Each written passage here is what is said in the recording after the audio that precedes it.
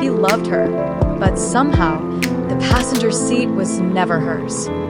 She smiled. She waited. She believed. That's what love does when it's real. And alone. He was always scrolling, always somewhere else. But she stayed, hoping he'd scroll back to her.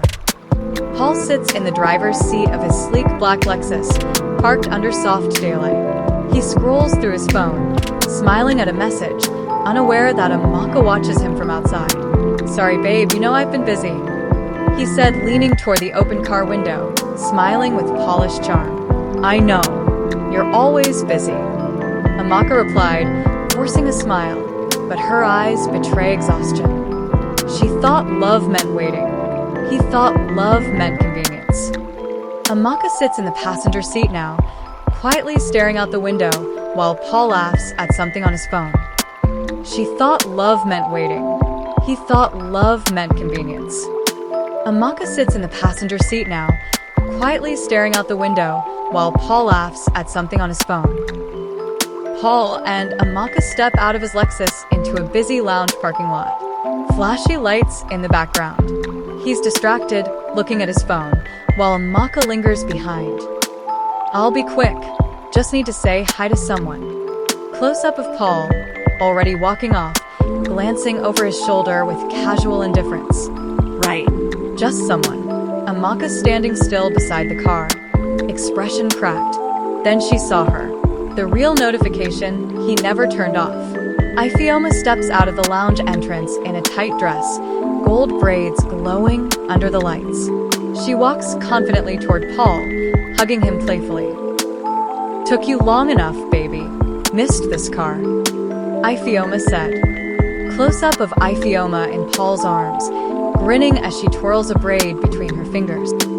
He looked happiest in the arms of the woman who never waited for him. Amaka's eyes move between them. Her hand clutches her purse strapped tightly. The laughter echoes louder than it should. The bouncer glances at her, then looks away. Amaka, whispering, "I was always just the seat filler, wasn't I?" Her lower lip trembles briefly before she steadies herself. She looks down and away. A car honks in the distance. The saddest part wasn't him choosing someone else, it was her finally choosing herself. She walks calmly but firmly, her pace steady. The noise of the lounge fades behind her. Wind brushes the fabric of her dress as she walks under a street lamp. "Let me just get the keys, babe. We can chill inside," Paul said. He fumbles in his pocket for keys, laughing softly. Ifeoma rests her head on his shoulder. Neither of them notices the now empty space where Amaka once stood. He never even looked back, but for once she didn't either.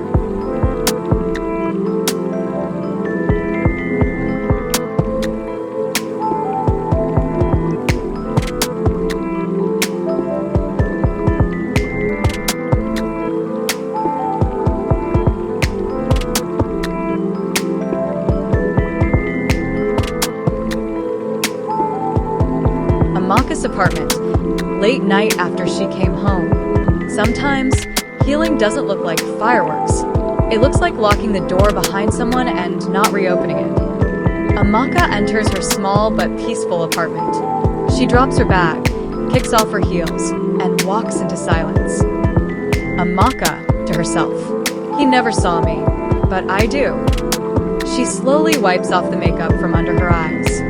She meets her own gaze in the mirror for a moment. Then, she nods to herself, softly but decisively. Not every heartbreak ends with closure. Some end with clarity. Amaka sits on her couch wrapped in a blanket, sipping tea, staring at her phone. A chat from Paul is on screen. "You home? Left unread." Amaka, quiet but sure. "I'm not waiting anymore." She blinks slowly, then closes her eyes. The camera lingers on her stillness. Outside, faint traffic hums. It's the sound of a city that keeps moving, and so does she. Sometimes, healing doesn't look like fireworks.